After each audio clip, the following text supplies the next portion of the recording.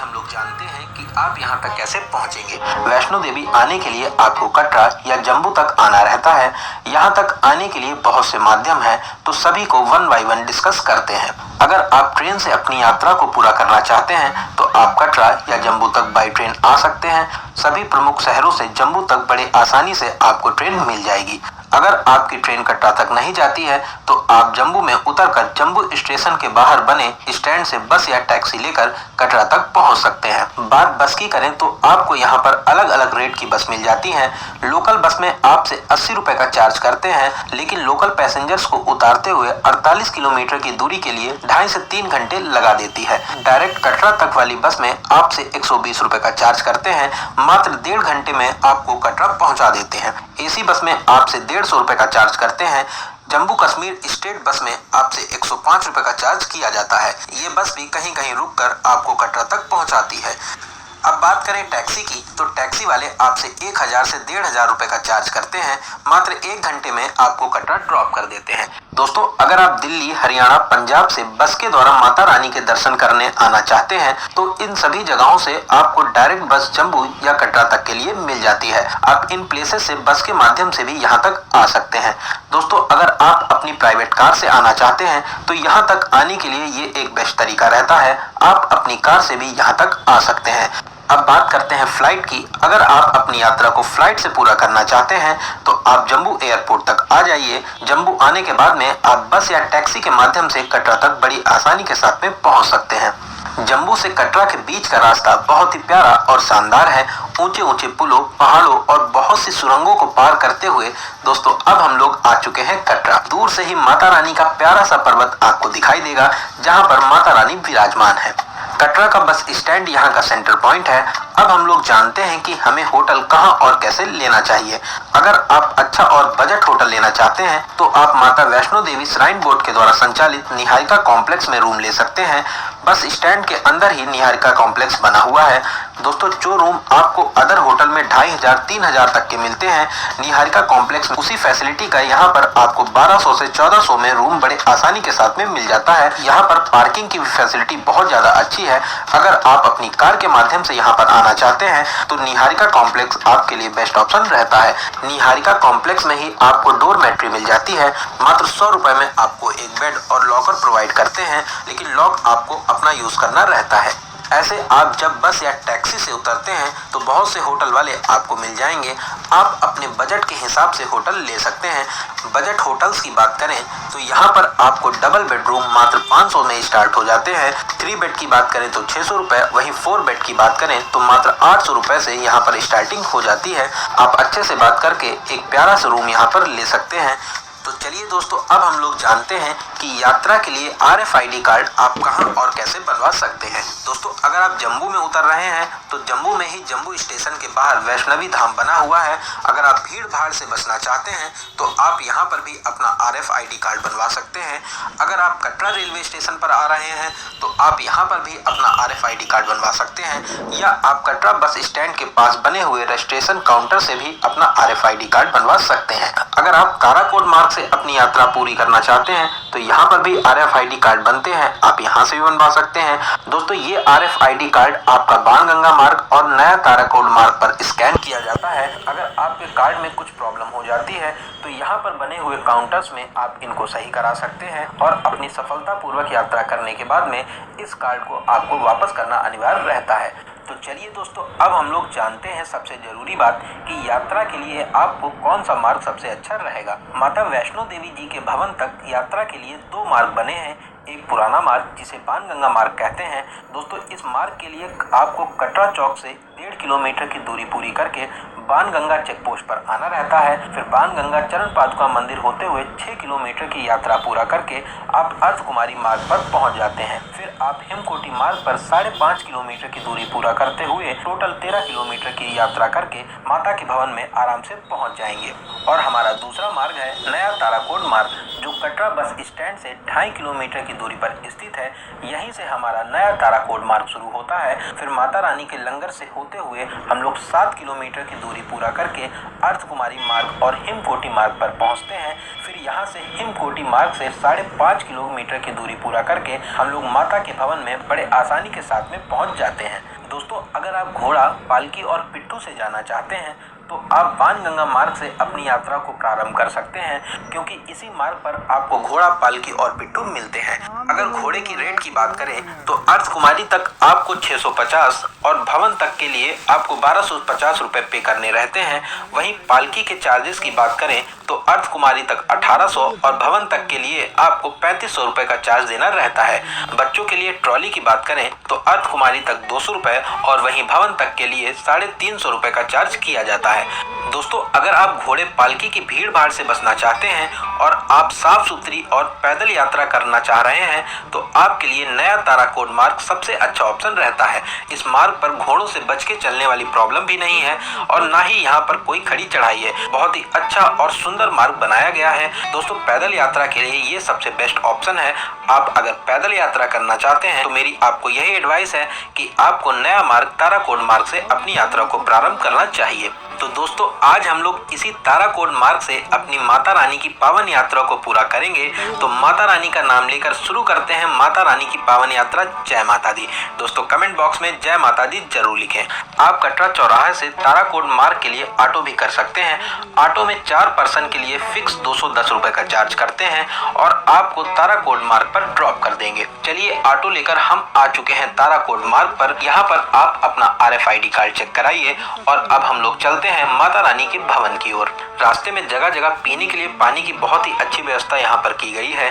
आप यहाँ पर ठंडा और गर्म दोनों तरह का पानी ले सकते हैं और खाने पीने के लिए बहुत ही अच्छे अच्छे रेस्टोरेंट यहाँ पर बने हुए हैं। यहाँ पर आपको जगह जगह पर टॉयलेट की भी फैसिलिटी मिल जाती है, जो कि बहुत ही ज्यादा साफ और सुथरे रहते हैं। दोस्तों, 3 किलोमीटर की यात्रा करने के बाद में अब हम लोग आ चुके हैं माता रानी श्राइन बोर्ड के द्वारा संचालित लंगर के पास में। यहाँ पर लंगर की बहुत ही अच्छी व्यवस्था है। लंगर में आप दाल चावल का प्रसाद जरूर खाएं, बहुत ही स्वादिष्ट आपको ये प्रसाद लगेगा। दोस्तों, लंगर के पास में ही बहुत ही प्यारा पार्क बनाया गया है। आप यहाँ की खूबसूरती देखकर खुद को फोटो शूट कराने से रोक नहीं पाएंगे। लंगर में प्रसाद ग्रहण करें और पार्क में कुछ देर आराम करने के बाद में अब हम लोग चलेंगे आगे। रास्ते भर जगह जगह पर बैठने की बहुत ही ज्यादा अच्छी सुविधा है। साथ ही साथ आपको जगह जगह पर कुर्सियां भी मिलेंगी। जब आप थक जाएं तो थोड़ी देर आप बैठकर आप यहाँ पर आराम भी कर सकते हैं। आराम करते हुए, खाते पीते हुए, माता रानी का भजन सुनते और गुनगुनाते हुए दोस्तों अब हम लोग 7 किलोमीटर की दूरी पूरा करके आ चुके हैं हिमकोटी मार्ग पर। यहाँ पर एक मार्ग भवन की ओर, एक मार्ग अर्धकुमारी की ओर और एक मार्ग बाणगंगा मार्ग के लिए गया हुआ है। दोस्तों, अब हम लोग चलते हैं माता अर्धकुमारी जी के दर्शन करने के लिए। माता अर्धकुमारी के दर्शन के लिए यहाँ पर हमेशा वेटिंग रहती है। यहाँ पर आपको 12 घंटे, 24 घंटे और बहुत ज्यादा भीड़ होने पर आपको 48 घंटे तक की वेटिंग मिलती है। मेरी आपको यही एडवाइस है, आप अपना ग्रुप टाइम लेकर पहले माता वैष्णो देवी जी के दर्शन कर लें और फिर लौटते समय आप माता अर्धकुमारी जी के दर्शन कर सकते हैं। तो दोस्तों, अब हम लोग फिर से हिमकोटी मार्ग होते हुए अपनी पैदल यात्रा को प्रारंभ करते हैं। दोस्तों, हिमकोटी मार्ग से ही आपको बैटरी कार भी मिल जाती है। बैटरी कार आप पहले से ऑनलाइन भी बुक करा सकते हैं और ऑन द स्पॉट भी आप यहाँ पर इसको बुक करा सकते हैं। इस मार्ग पर भी घोड़े नहीं चलते हैं, इसीलिए पैदल यात्रियों के लिए ये बहुत ही ज्यादा अच्छा मार्ग है और ना ही यहाँ पर ज्यादा चढ़ाई है। बहुत ही साफ और अच्छा मार्ग बना हुआ है। रास्ते में खाने पीने के लिए श्राइन बोर्ड के द्वारा संचालित भोजनालय भी बने हुए हैं, जहां पर बहुत ही कम रेट पर आप भोजन कर सकते हैं। यहां पर चाय आपको मात्र 7 रुपए में मिल जाती है और साथ ही साथ यहां पर डोसा पॉइंट भी बना हुआ है, जहां पर बहुत स्वादिष्ट डोसा आपको मिलता है। इस मार्ग पर भी जगह जगह साफ और सुथरे टॉयलेट बने हुए हैं। अगर आपको हेल्थ से रिलेटेड कोई भी प्रॉब्लम होती है तो इसके लिए यहाँ पर डिस्पेंसरी भी बनी हुई है। अगर आपको कोई भी प्रॉब्लम होती है तो आप खुद को यहाँ पर दिखा भी सकते हैं। भक्तों की यात्रा में कोई भी प्रॉब्लम ना हो, इसके लिए सभी बातों का विशेष ध्यान रखा गया है। रास्ते में आराम करते हुए, खाते पीते हुए दोस्तों अब हम लोग आ चुके हैं माता रानी के भवन से मात्र 1 से 1.5 किलोमीटर की दूरी पर। यहीं से माता रानी का प्यारा सा भवन दिखाई देने लगता है। माता रानी का भवन भवन देखकर शरीर की सारी थकान दूर हो जाती है। भवन को देखकर बहुत ही ज्यादा सुकून मिलता है। दोस्तों अब हम लोग आ चुके हैं माता रानी के भवन के पास में। अगर आप यहाँ पर स्नान करना चाहते हैं तो यहाँ पे बहुत से टॉयलेट और बाथरूम बने हुए हैं जो फ्री ऑफ कॉस्ट है। आप स्नान करने के बाद में प्रसाद काउंटर से प्रसाद ले सकते हैं और यहाँ पर बने हुए लॉकर रूम में अपना मोबाइल, बैग, बेल्ट और इलेक्ट्रॉनिक सामान जरूर रख दें, क्योंकि माता रानी के भवन में इन सभी चीजों को ले जाना वर्जित है। दोस्तों लॉकर में सारा सामान रखने के बाद में माता रानी का प्रसाद लेकर अब हम लोग चलते हैं माता रानी के दर्शन के लिए। अब हम लोग लाइन में लगेंगे और माता रानी का नाम लेते हुए आगे बढ़ते रहेंगे। जय माता दी, जय माता दी। गुफा के अंदर माता पिंडी रूप में विराजमान है। आप गुफा में प्रवेश करें, अपनी मनोकामनाएं मांगे, माता रानी के पिंडी रूप में दर्शन करें। दोस्तों आप बहुत ही ज्यादा किस्मत वाले हैं जो माता रानी के दर्शन करने के लिए माता रानी ने आपको बुलावा भेजा था। आप माता रानी के दर्शन करने आए। दोस्तों आप अपनी यहाँ पे सभी मनोकामनाएं मांगे, माता रानी आपकी सभी मनोकामनाएं जरूर पूरी करेंगे। दोस्तों कमेंट बॉक्स में जय माता दी जरूर लिखें। दोस्तों अगर आपको दर्शन करने के बाद में रात हो जाती है और आप रात में यहाँ पर रुकना चाहते हैं तो आप यहाँ पर काउंटर से कंबल ले लीजिए। कंबल के लिए आपको 100 रुपए का चार्ज देना रहता है और जब आप कंबल को रिटर्न करते हैं तो आपको 100 रुपए आपके रिटर्न कर दिए जाते हैं। दोस्तों यहाँ पर बने हुए भवन में भी आप रुक सकते हैं। यहाँ पर कालिका भवन, पार्वती भवन और बहुत से भवन बने हुए हैं। आपको यहाँ पर बेड की सुविधा मिल जाती है जिसके चार्जेस बहुत ही कम 120 रुपए रखे गए हैं। अगर बेड खाली है तो आप यहाँ पर बेड भी ले सकते हैं। अगर आप पहले से अपने बेड को ऑनलाइन बुक करना चाहते हैं तो पहले से भी आप ऑनलाइन बुक कर सकते हैं। ये भी एक अच्छा तरीका रहता है। अगर आप चाहें तो माता रानी के दर्शन करने के बाद में तुरंत ही भैरव बाबा के दर्शन करने जा सकते हैं। भैरव मंदिर 1 से 1.5 किलोमीटर की दूरी पर स्थित है, लेकिन ये चढ़ाई बहुत ही ज्यादा सीधी और खड़ी है। अगर आप पैदल यात्रा करना चाहते हैं तो पैदल चले जाइए, अदरवाइज आप घोड़े से भी यहाँ तक जा सकते हैं। घोड़े में आपसे 300 से 400 रुपए चार्ज करते हैं।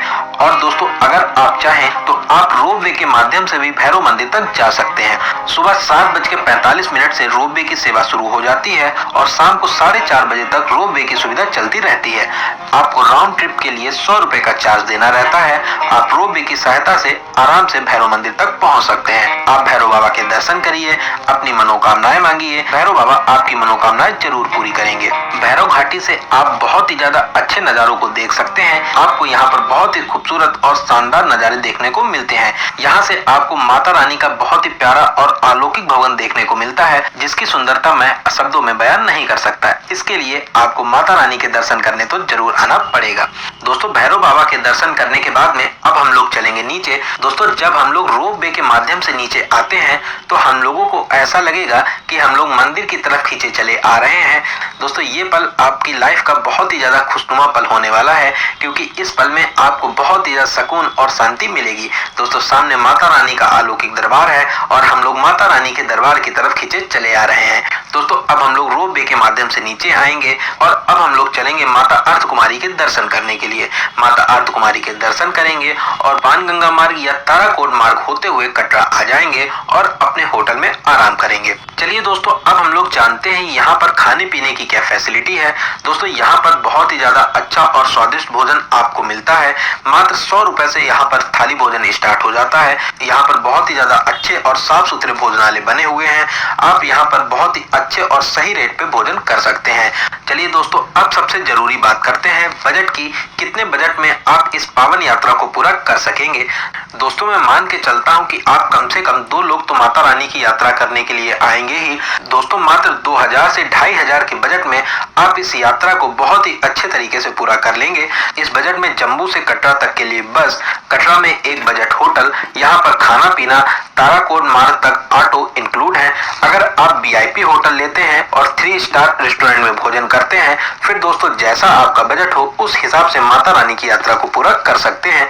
दोस्तों यहाँ पर आप फेमस कटरा मार्केट में खरीदारी जरूर करें और अपने प्रियजनों के लिए उपहार स्वरूप भेंट जरूर ले जाएं। आप यहाँ पर बादाम, अखरोट, केसर और बहुत से ड्राई फ्रूट्स को ले सकते हैं। यहाँ पर बहुत ही बड़ी बड़ी और अच्छी आपको ड्राई फ्रूट्स की दुकान मिल जाएंगी, जहाँ पर बहुत ही अच्छे और सही रेट पे आप ड्राई फ्रूट्स ले सकते हैं। दोस्तों अगर आप अपनी इस इस यात्रा को हेलीकॉप्टर से पूरा करना चाहते हैं तो आपको यहाँ पर हेलीकॉप्टर की भी सुविधा मिल जाएगी। आप निहारिका भवन से अपने हेलीकॉप्टर को ऑन द स्पॉट भी बुक करा सकते हैं या आप चाहें तो पहले से अपनी ऑनलाइन टिकट को भी बुक करा सकते हैं। हेलीकॉप्टर के टिकट की प्राइस की बात करें तो वन साइड के लिए आपको 1830 और राउंड ट्रिप के लिए आपको 3660 रुपए का टिकट लेना रहता है। इस प्राइस में आप आराम से हेलीकॉप्टर की मदद से सांझी छत तक जा सकते हैं और वहां से आप 1 किलोमीटर की यात्रा को पूरा करके माता के भवन तक आराम से पहुंच सकते हैं।